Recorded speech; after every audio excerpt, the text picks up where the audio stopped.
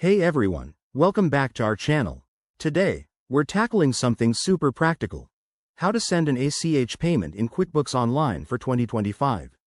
If you're a small business owner, freelancer, or accountant, mastering this can save you time and headaches when handling electronic payments.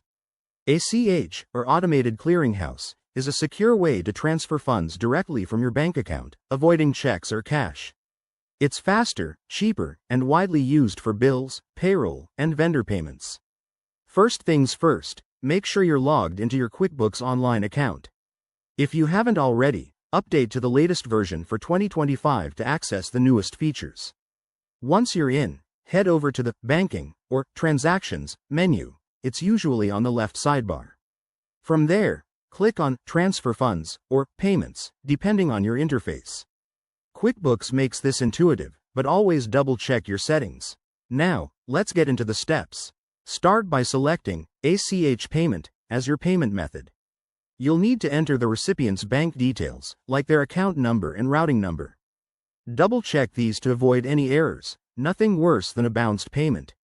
Next, input the amount, add a memo if needed for reference, and review the transaction summary. QuickBooks will show you any fees associated with the ACH transfer, so keep an eye on that. Before you hit send, verify everything. QuickBooks often requires a two-factor authentication step for security, so have that ready.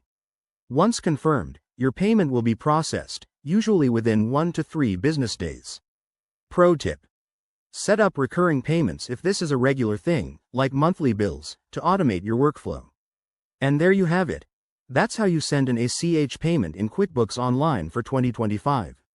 It's straightforward once you get the hang of it, but always monitor your account for confirmations. If you run into any issues, QuickBooks has great support resources. Thanks for watching. If this helped, give it a thumbs up, subscribe for more business tips, and drop a comment below if you have questions. See you next time.